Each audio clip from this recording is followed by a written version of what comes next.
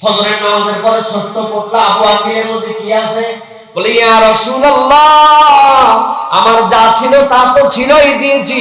গত সারা রাত তাবুক যুদ্ধের জন্য সারাটা রাত পরিশ্রম করেছি, সারা রাত কায়িক শ্রম খাটাইছি। 4 কেজি মাত্র ইহুদির বাগানে কাজ করে খেজুর পাইছি, 2 কেজি খেজুর বাড়িতে দিলাম। আর আল্লাহর নবীর যুদ্ধের জন্য, ইসলামের বিজয়ের জন্য বাকি 2 কেজি খেজুর আল্লাহর নবীর হাতে দিলাম।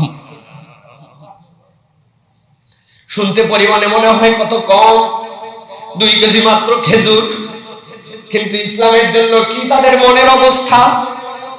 আব্দুল্লাহ দেখতেছেন আবু আকিল 2 কেজি খেজুর দেয়, ওমর অর্ধেক দেয়, আবু বকর বলে ইয়া রাসূলুল্লাহ বাড়ি সব দিয়ে দিলাম।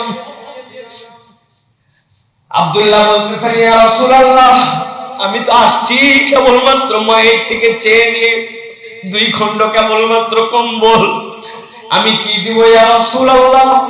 আমার তো দেওয়ার কিছু নাই, তবে আপনার কাছে আল্লাহকে সাক্ষী রেখে শপথ করলাম, ইসলামের জন্য আমার জীবনটাকে দিয়ে দিলাম। আল্লাহ নবী সাল্লাল্লাহু আলাইহি সাল্লাম তাবুকে প্রান্তে গেলেন, কাছে নয়, 700 কিলোমিটারের রাস্তা, গরম আবহাওয়া। প্রত্যেক 19 জন সাহাবীর জন্য একটা বাহন, নিজেদের জীবনকে কষ্টে উৎসর্গিত করে সব মানুষ রওনা হয়ে গেছে।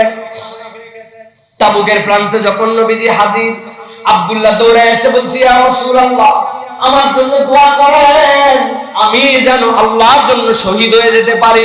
ভালো করে খেয়াল করেন, আল্লাহ নবী সাল্লাল্লাহু আলাইহি সাল্লাম আব্দুল্লাহ দুল বালদাইনকে বললেন, যাও আব্দুল্লাহ, কোন গাছের একটু খোল বাকল কিছু একটু আমাকে এনে দিতে পারো কিনা, একটু দেখো তো।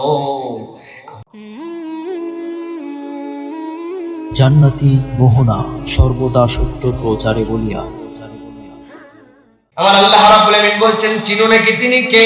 লাহু মা ফিস সামাওয়াতি ওয়া মা ফিল আরদি ওয়া মা বাইনাহুমা ওয়া মা তাহতাস সারা।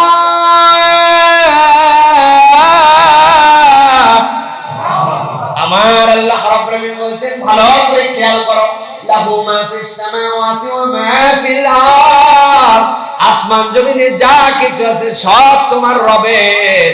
আল্লাহ রাব্বুল আলামিন বলছেন, ওয়া মা বাইনাহুমা ওয়া মা তাহতাস সারা, বান্দা কেবল এই দুইয়ের মধ্যেই নয়, রব্বুল আমিন যেই ভূগর্ভস্থ সারা বলা হয় ভেজা মাটিকে, যেই মাটি কাটার পরে ভেজা হিসেবে উঠতে শুরু করে সারা, উপরের মাটি যতই শুকনা হোক, আপনি নিচের দিকে যদি যান, আল্লাহ রাব্বুল আমিন বলছেন সারা, সেখানে ভেজা আছে।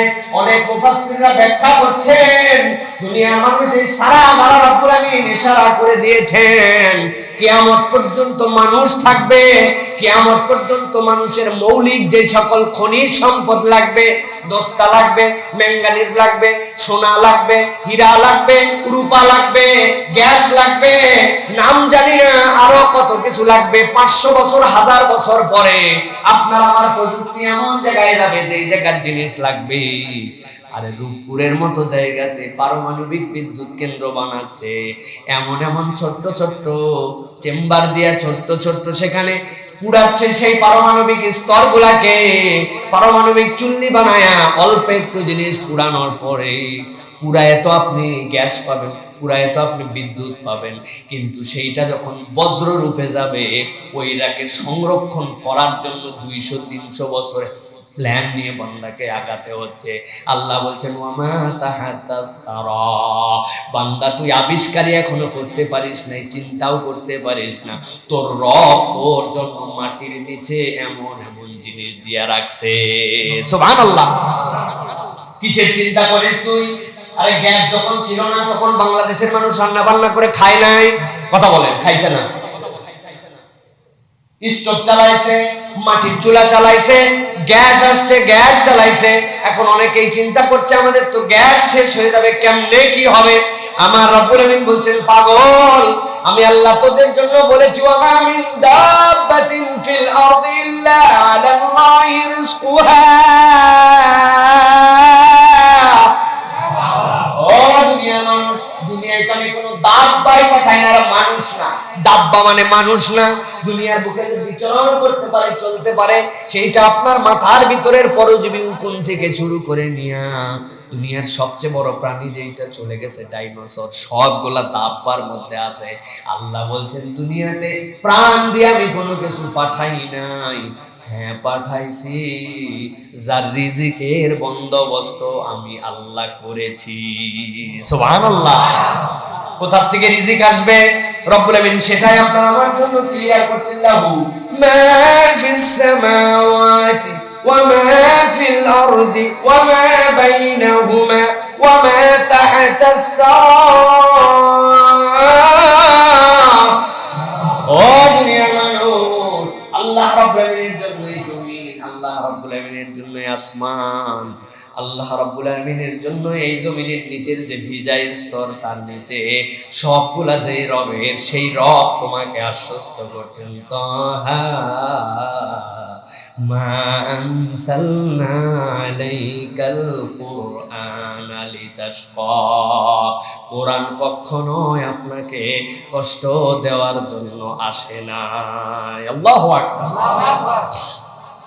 আমার রব্বুল আমিন এরপরে বলছেন বান্দা ভালো করে মনে রাখো, ওই যে দ্বিতীয় আয়াত তোমাকে কোরআন কষ্ট দেওয়ার জন্য আসে নাই, তবে আল্লাহ বলছেন কোরআন তাজকিরা হবে তার জন্য লিমান ইয়াখশা, যে আল্লাহকে ভয় করবেন। আল্লাহকে কেমনে ভয় করবো? এত বড় আসমান, এত বড় জমিন, আল্লাহর ভয় নাই অন্তরের মধ্যে, মনে করছে আল্লাহ কোথায় আছে কোথায় নাই, কেমনে আছে কেমনে নাই, আরে যা ইচ্ছা তাই করো, দুনিয়ার বুকে আড়াল করো। প্রিয় ভাই, দুনিয়ার বুকে সব কিছুর থেকে আপনি আড়াল করতে পারেন, কিন্তু আমার আল্লাহ রাব্বুল আমিন বলছেন আল্লাহকে কোন পর্যন্ত তুমি ভয় করবে সেই পরিধিটা আল্লাহ তোমাকে জানায় দিচ্ছেন, ভয়ের লেভেলটা তোমার কত দূর হতে হবে। আমার আল্লাহ রাব্বুল আমিন বলছেন ওয়া ইন তাজহার বিল কওলি ফাইন্নাহু ইয়ালামুস সিররা ওয়া আখফা। ও দুনিয়ার মানুষ, তুমি যখন কোনো কথা বলো, ওই কথাটাকে যখন তুমি গোপন করো অথবা প্রকাশ করো, আল্লাহ বলছেন তোমার প্রকাশ্য যেইটা বলো সেইটা তো রব শোনেনি, আবার তুমি যেইটা আখফা, যেইটা তুমি গোপন করো, তোমার রব তোমার সেই ডাক শোনেন। সুবহানাল্লাহ। মুফাসসিররা ব্যাখ্যা করছেন মনের ভিতরে মানুষের যে গোপন কথা থাকে, কথাটা উদয় হয়ে গেছে, চিন্তায় রূপান্তর হয়েছে, মুখে বলে নাই, এটা সির। এটার নাম কি? সির। যেটা আপনার উদয় হয়েছে, চিন্তা করে ফেলছেন কিন্তু এখন পর্যন্ত বের করেন না, এটা সির। আর মুফাসসিররা ব্যাখ্যা করছেন এখন পর্যন্ত আপনার চিন্তাতেও আসে নাই, আপনি কল্পনার জগতেও নিতে পারেন নাই, কিন্তু কখনো না কখনো সেইটা হতে পারে, ওইটার নাম হচ্ছে আখফা। আল্লাহ রাব্বুল আমিন বান্দাকে বলছেন বান্দা তোর রবের ব্যাপারে তোর ধারণা কি বান্দা? আমি আল্লাহ বললাম ইনতাজহার বিল কওল ফাইন্নাহু ইয়ালাম, যেটা প্রকাশ করো সেটা তো রব্বুল আলামিন জানেন। আল্লাহ বলছেন আসসিররা ওয়াল আখফা, যেটা অন্তরে আবার চিন্তা করছো প্রকাশ করেন নাই সেটাও জানেন। আবার তোর মনোজগতে হয়তোবা তোর বয়স 70 বছর, আল্লাহ হায়াত দিবেন তোরে 69 বছর 354 দিনের দিনে যেটা তোর মধ্যে বেরোবে, রব্বুল আমিন তোর সৃষ্টির আগে সেই কথাটাও জানেন। সুবহানাল্লাহ। এবার মুফাসসির আরো ব্যাখ্যা করেছেন দুনিয়ার মানুষ, তুমি তোমার রবকে যেভাবে ডাকো, তুমি তোমার রবকে যেমন করে ডাকো, আল্লাহ রাব্বুল আমিন তোমার রব হিসাবে তোমার কথাকে রব্বুল আমিন শুনবেন। বান্দা কখনোই ধারণা করো না তোমার ডাক বোধহয় রব শুনেন না, তোমার পাশে বোধহয় নাই। বান্দা যেন কোনোদিন এই ধারণা করে না আল্লাহ রাব্বুল আমিন বান্দাকে ডাকেন, বান্দা ডাকে, আল্লাহ রাব্বুল আমিন বান্দার ডাক শুনেন। বান্দা মনের থেকে ডাকলেও আল্লাহ শুনেন, মুখে উচ্চারণ করে ডাকলেও রব্বুল আলামিন শুনেন। মক্কার মধ্যে যখন ঈমানের প্রথম অবস্থা আসলো, আল্লাহ রাব্বুল আমিন আয়াতে কারিমা নাযিল করলেন মা আনজালনা আলাইকাল কুরআনা লিতাশকা। কোরআন তো কষ্ট দেওয়ার জন্য আসে নাই। আব্দুল উজ্জা নামে রাসূলুল্লাহ সাল্লাল্লাহু আলাইহি ওয়াসাল্লামের একজন সাহাবী, তিনি তখনও সাহাবী হন নাই। আব্দুল উজ্জা ছোট্টবেলায় একদম শিশুবেলায় তার মনেই নাই, তার আব্বা মারা গেছেন। আব্বা মারা যাওয়ার পরে তার চাচা ছিলেন বড় ভালো মানুষ। মক্কার যতগুলা মানুষ ছিল তাদের মূল সমস্যার একটা ছিল, কেউ যদি মারা যায় এতিমের সম্পদ সাথে সাথে ভক্ষণ করে ফেলে। কিন্তু আব্দুল উজ্জার চাচা এরকম মানুষ নয়, তিনি বড় ভালো মানুষ। ভাতিজার জন্য জীবন পণ দিয়ে দিয়েছে, ভাতিজারে আদর যত্ন করে নিজের সন্তানের মতো বড় করছে। বড় করতে করতে ভাতিজা যখন কৈশোরে, ভাতিজার বয়স যখন বুঝের মতো আসছে, তখন আল্লাহর নবী নবুয়ত পেয়ে গেছেন। আল্লাহর নবী নবুয়ত পাওয়ার পরে চারিদিকে একটা আলোড়ন সৃষ্টি হয়েছে। আল্লাহর নবী এমন দাওয়াত নিয়ে আসছেন যে গ্রহণ করে নাই, তার চিন্তার মধ্যেও সেইটা ঢুকেছে। কোরআনের তাসিরি এইটা, কোরআনের যে বিরোধিতা করে সেও কোরআন নিয়ে ভাবে, ঠিক কি না? আরে নাস্তিকের বাচ্চা, নাস্তিক যেইগুলা মুখে মুখে মিথ্যা কথা বলে, আল্লাহ মানি না, আল্লাহ নাই, ওইগুলা ইতিহাস প্রমাণ করেছে যখন বিপদে পড়ে ওদের পক্ষের লোকজনই লেখছে। সেন্ট মার্টিন থেকে যখন আসতেছে চট্টগ্রামের দিকে, সমুদ্র উত্তাল হয়েছে, আল্লাহ মানি না এই সফরেই বাড়াইছে। সমুদ্রের বেগতিক ভাব দেখে মুখ দিয়ে এমনি বাড়াইছে আল্লাহ আল্লাহ। আমার আল্লাহর কাছে রেকর্ড আছে না, মা ইয়ালফিজু মিন কাউলিন ইল্লা লাদাইহি রাকিবুন আতীদ। বলছি না, কয়দিন আগে আলোচনা করছি না, রাকিব মানে কি, আতীদ মানে কি, তৎপর। ভুলে গেছেন না? আমি খালি ওয়াজ করব, আপনারা ভুলে যাবেন। আব্দুল উজ্জা বড় হতে শুরু করেছেন, কোরআনের দাওয়াত চলে আসছে, কিন্তু বেচারি মনে মনে মন চায় সাইয়েদিনা আলীর মতো আমিও কিশোর বয়সী ঈমান এনে ফেলি, কিন্তু আনতে পারে না, কারণ বাপ নাই, মা বড় দুর্বল, আশ্রয়হীন, চাচার আশ্রয় থাকে, চাচা তীব্র বিরোধী। মুহাম্মদ সাল্লাল্লাহু আলাইহি ওয়াসাল্লামের দাওয়াত কোনোভাবে গ্রহণ যেন না করে কেউ, নিজেও করে না, অন্যদেরকেও বারণ করে রাখছে। আব্দুল উজ্জা অপেক্ষা করে, নিশ্চয় একদিন আসবে যখন আমার চাচার বুঝ চলে আসবে, আমার চাচা ঈমান আনলে লাভ দিয়ে আমি ঈমান নিয়ে আসবো। তলে তলে নবীজির কাছে দূরের থেকে বাণীগুলা শোনে, কোরআনের আলোয় অন্তরের ভিতরে বেচারি টকবক করে, কিশোর হতে হতে যুবক হয়ে গেছে। চাচা এত মহব্বত করে, বাড়ি আলাদা করে দিছে, সম্পদ দিয়ে দিছে, গরু ছাগল যা লাগবে সব দিয়ে দিছে, মানুষের মতো মানুষের সামাজিক সম্মান নিয়ে যেন চলতে পারে। বাপ নাই, এই ব্যথা যেন মনে না থাকে। এইগুলা দেওয়ার কারণে আব্দুল উজ্জার মনে আরো পেরেশানি, আরে আমি যদি ঈমান এনে ফেলি, আমার চাচা তো এখন বড় কষ্ট পেয়ে যাবে, চাচা ঈমান আনুক। দেখতে দেখতে আল্লাহর নবী মক্কা অভিযানে চলে আসলেন, মক্কা বিজয় হয়ে গেল। মক্কা বিজয় হওয়ার পরে আল্লাহর নবীর হাতে ঝাঁকে ঝাঁকে ঝাঁকে ঝাঁকে মানুষ ঈমান আনলো। কিন্তু আব্দুল উজ্জার চাচার বড় দুর্ভাগ্য, চাচা তারপরে ঈমান আনে নাই। উনি আর সহ্য করতে পারলেন না। আল্লাহর নবী যখন মদিনায় রওনা হয়ে গেছেন, মদিনায় পৌঁছায় গেছেন, একদিন আব্দুল উজ্জা তার চাচার কাছে যে বলল, চাচা আমি তো আপনার সাথে আর থাকতে পারছি না। কেন? বলে আমি আল্লাহর নবী মুহাম্মদ সাল্লাল্লাহু আলাইহি ওয়াসাল্লাম যে বার্তা নিয়ে আসছেন, ওই বার্তা তো আমার কাছে প্রভাব ফেলে ফেলছে, আমি ঈমান নিয়ে আসবো, এটা আমি সিদ্ধান্ত নিয়েছি। কথা শুনে তেলে বেগুনে আগুনের মতো গরম হয়ে গেছে। বেটা, তোরে বড় করলাম, তোরে এত দূর পর্যন্ত আনলাম, বাড়িঘর সম্পদ সব দিলাম, সব দেওয়ার পরে ও তুই এখন আমার সাথে গাদ্দারি করছিস। সাথে সাথে আব্দুল উজ্জা বলছি, আমার নবী একটা আয়াত তো আমাদেরকে মক্কায় শোনাই দিয়ে গেছে, ইয়াউমা লা ইয়ানফাউ মালুন ওয়ালা বানুন ইল্লা মান আতাল্লাহা বিকলবিন সালিম। ওই দিন তো এই সম্পদ কোনো কাজে দিবে না।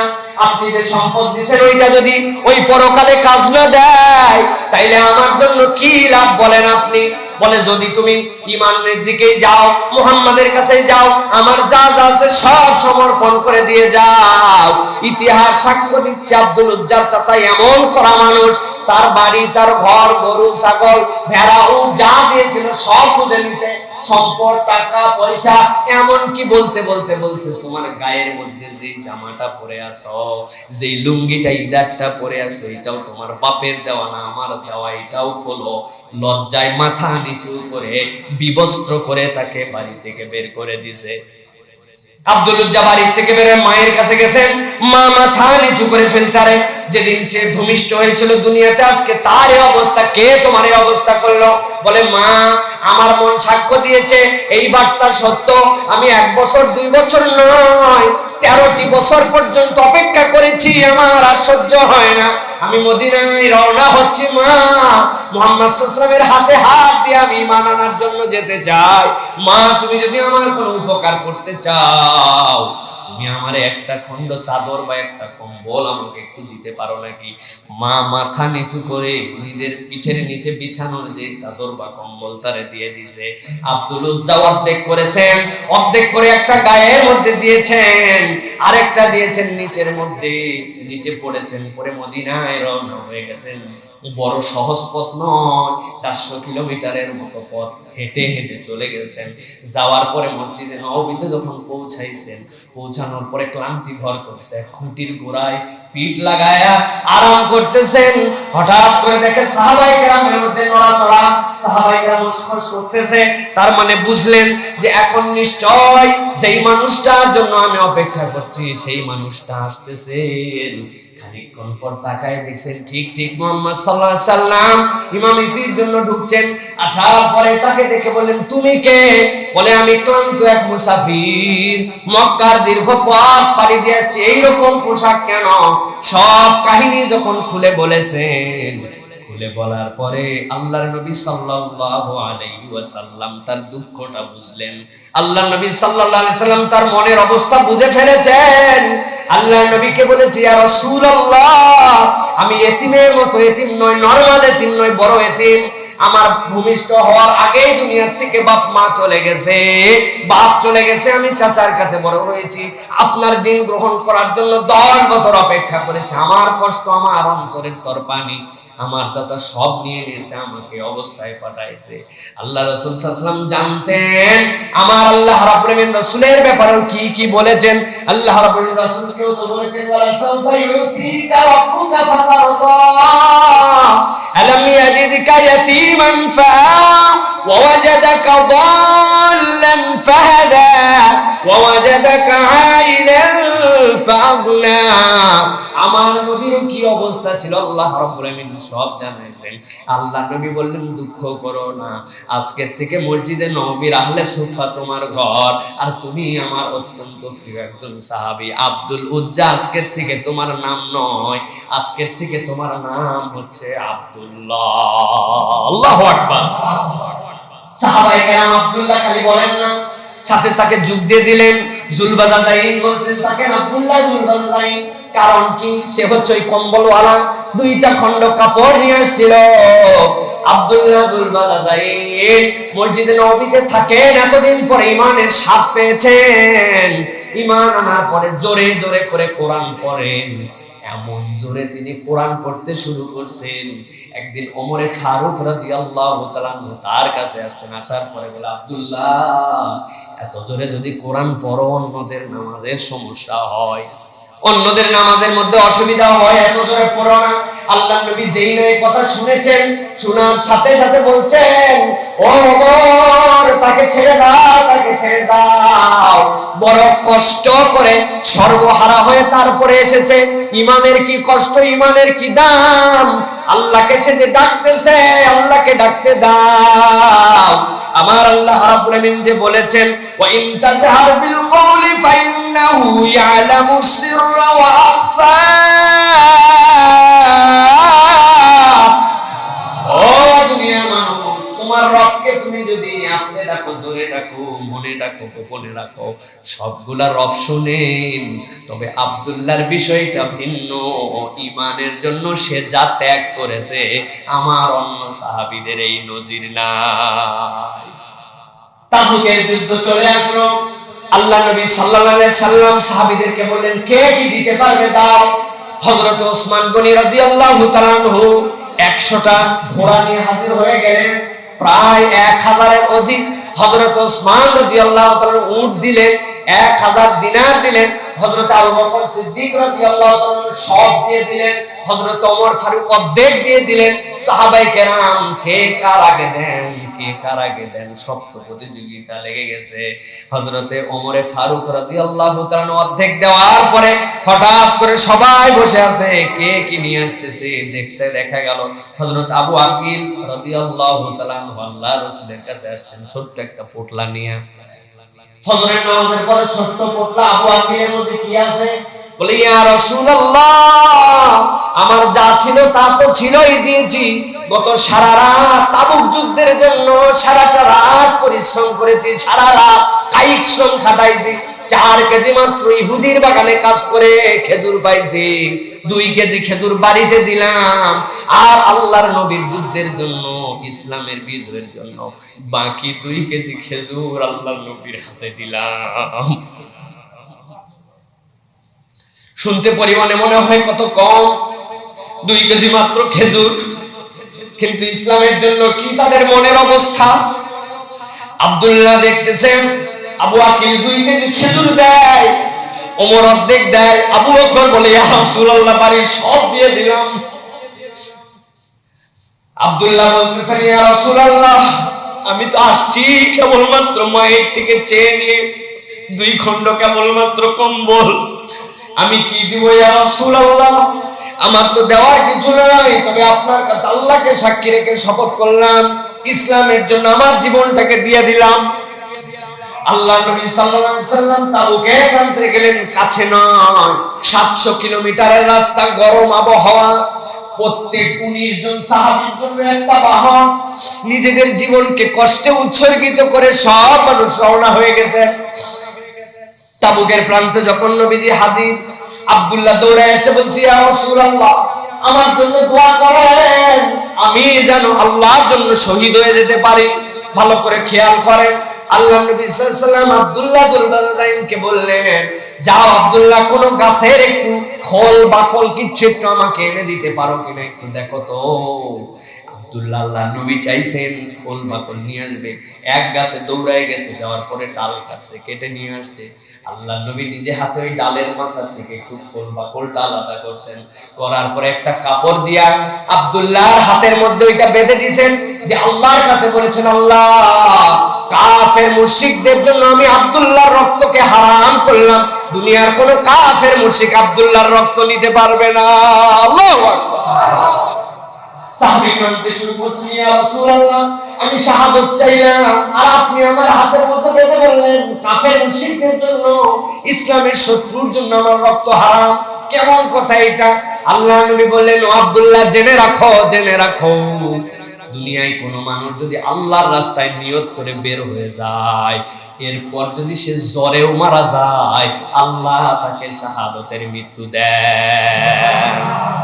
এর মধ্যে বড় কথার ইশারা ছিল, তাবুকের যুদ্ধ তো হয় নাই, হইছে তাবুকে আল্লাহর নবীকে যুদ্ধ করা লাগে নাই, ও তো শাহাদাত চাইছিল, তাহলে শাহাদাত কেমনে পাবে? যুদ্ধই তো হলো না।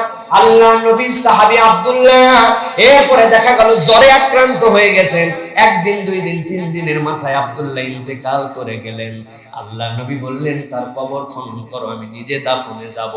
হযরত আবু বকর, হযরত ওমর কবরের মধ্যে নামানো। আল্লাহর নবী দুনিয়ার কোন সাহাবীর জন্য এই কথা বলেন নাই। আল্লাহর নবী বললেন, আব্দুল্লাহর লাশটা বড় সম্মান করে কবরে নামাও আবু বকর, আল্লাহর জন্য একমাত্র তাবুকে নিয়তের কারণে শাহাদাতের মর্যাদা পেয়েছে সে। হযরত আব্দুল্লাহ ইবনে মাসউদ উপস্থিত ছিলেন সেখানে।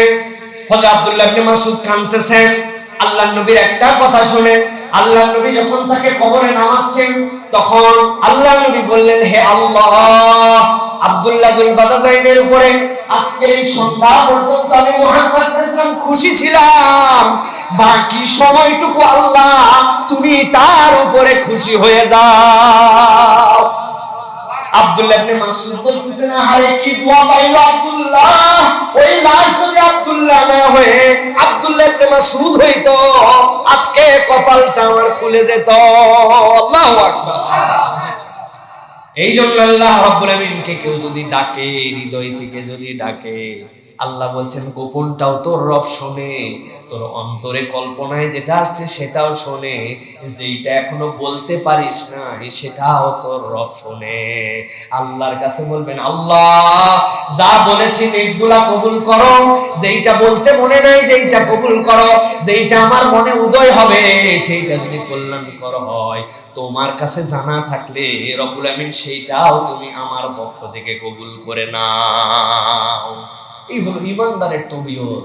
আল্লাহ এই জন্য বলছেন কোরআন কি তোমাদেরকে কষ্ট দেওয়ার জন্য দিছি? মা জালনা আলাইকাল কুরআন লিতাশকা। বান্দা একটা শুধু অবস্থা তুই চেঞ্জ করে ফেল, বান্দা ইল্লা তাযকিরাতাল লিমান ইয়াখশা। তুই যদি আল্লাহকে ভয় করতে পারিস আমি রব্বুল আলামিন তোর জন্য আনন্দের দুয়ার উন্মোচিত করে দেব। সুবহানাল্লাহ। প্রিয় ভাইরা, এই জন্য আমাদেরকে আমাদের মতো আমানতদার মানুষ হতে হবে, আল্লাহকে ভীত মানুষ হতে হবে। যারা আল্লাহকে ভয় করে আল্লাহ রাব্বুল আলামিন উত্তর প্রজন্মেও তাদেরকে প্রজন্মের পর প্রজন্ম বাঁচায় রাখেন। আব্দুল্লাহ ইবনুল মুবারক নাম শুনেছেন? আব্দুল্লাহ ইবনুল মুবারক বিখ্যাত হাদিস বেত্তা, কিয়ামত যতদিন থাকবে আব্দুল্লাহ ইবনুল মুবারকের নাম থাকবে। ওনার আব্বার নাম ছিল আল মুবারক। আল মুবারক তিনি হচ্ছেন খাওয়ারিজম একজন গোত্রের গোলাম ছিলেন। খাওয়ারিজম গোত্রের একজন গোলাম, তার দায়িত্ব ছিল তার মালিকের একটা বড় বাগান ছিল, ওই বাগানের মধ্যে আনার বিভিন্ন ফলমূলের এইগুলা দেখাশোনা করা, বাগান বিন্যাস করা। বাগানের বলতে পারেন মালিক, তার দায়িত্বের মধ্যে আছে। একদিন বাগানের মালিক আসছেন, আসার পরে বলছে যে আল মুবারক আমার জন্য একটা আনার নিয়ে আসো, সবচেয়ে মিষ্টিটা নিয়ে আসবে। উনি একটা আনার নিয়ে এসে তাকে দিয়ে দিয়েছেন। বেচারি ছিলে খুলে মুখে দিয়েছে, দিয়ে টক বলছে তুমি কেমন মানুষ, যাও মিষ্টি আনার নিয়ে আসো। আবার উনি গেছে যে একটা আনার নিয়ে এসে দিয়েছে, দেওয়ার পর খুলে দেখে আগেরটার থেকে বেশি টক। বলছে তুমি কেমন গোলাম রে, তুমি টক মিষ্টির পার্থক্য বোঝো না, তুমি এটা চিনো না? তুমি বলছে পার্থক্য বুঝি কিন্তু এই বাগানেরটা বুঝি না। তার মানে হচ্ছে আপনি বাগানটা দেখভাল করার দায়িত্ব আমাকে দিয়েছেন, কিন্তু এই বাগানের ফল খাওয়ার ইজাজত তো আপনি আমাকে দেন নাই। এই জন্য কোনদিন কোন গাছের ফল টক, কোন গাছের ফল মিষ্টি এইটা আমি চেকে দেখি নাই। সুতরাং আপনি যতবারই আনতে বলবেন আমি আন্দাজের উপর দিয়ে টিপে টাপে গাছের রং দেখে আনতেছি, আমি টেস্ট করে দেওয়ার মতো আমার কোনো সামর্থ্য নাই। এই জন্য আমার ভুল হচ্ছে। মনি আশ্চর্য হয়ে গেল, সত্যি তাই? অন্যান্য যারা কর্মচারী ছিল তাদের কাছ থেকেও খবর নিয়েছেন যে সত্যি, বলে হ্যাঁ সত্যি, বিষয় তো তাই। তার প্রতি মালিকের একটা আস্থা, তার প্রতি মালিকের একটা ভালোবাসা, তার প্রতি মালিকের একটা অনুরাগ হয়েছে। এইরকম মানুষও আছে। মালিক যে ছিল খাওয়ারিজম গোত্রের যিনি গোত্রপতি, তার একটা মেয়ে ছিল বিবাহ উপযুক্ত। একদিন তিনি আসার পরে ওই যে আল মুবারক তাকে বলতেছেন আমার মেয়ের তো বিয়ের জন্য নানান দিক থেকে শুধুমাত্র মত আসে, এ বিয়ে করতে চাই, সে বিয়ে করতে চাই, বলো তো আল মুবারক কার সাথে তাকে বিয়ে দেওয়া উত্তম হবে? আল মুবারক বলতেছেন যে বাদশা, জাহেলি যুগে যারা বিয়ে দিত তারা আলা নাসবিহি, তারা বংশ দেখে বিয়ে দিত। লোক কেমন দেখার সময় নাই, বংশ মর্যাদা দেখে বিয়ে দিত।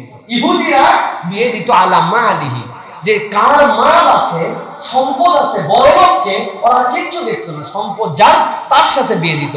নাসারারা বিয়ে দিত সৌন্দর্য দেখে, বিজামালিহি, যে সৌন্দর্য কার, সৌন্দর্য বেশি যার তার বিয়ে দিয়ে দিত।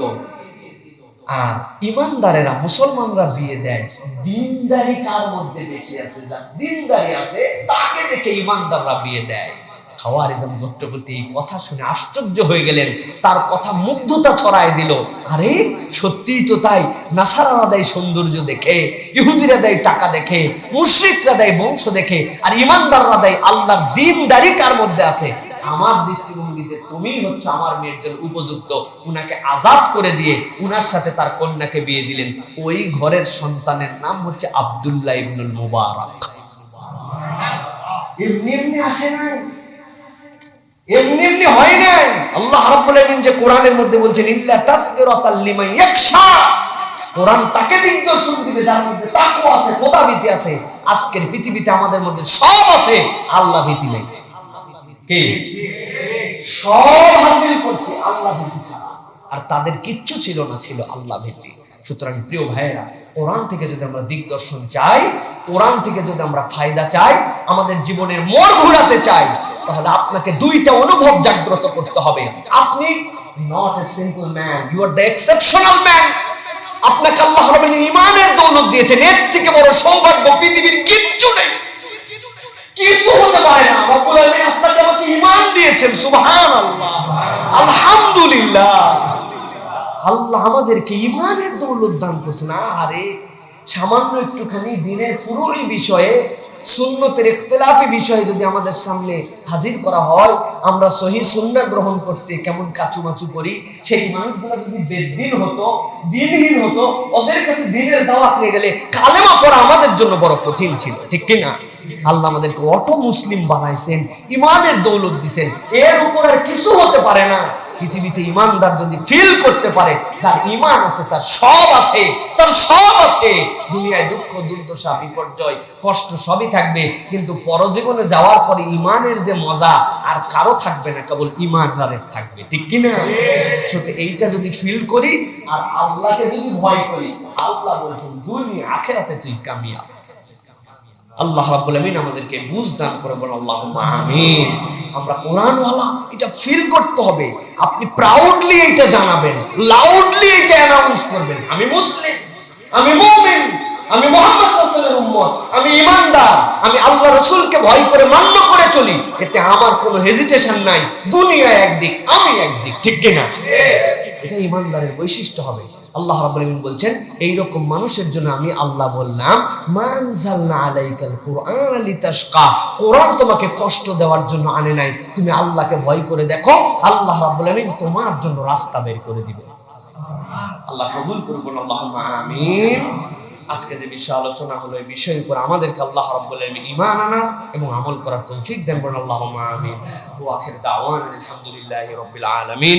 সুবহানাকাল্লাহুম্মা বিহামদিকা আশহাদু আল্লা ইলাহা ইল্লা আনতা আস্তাগফিরুকা ওয়া আতুবু ইলাইক।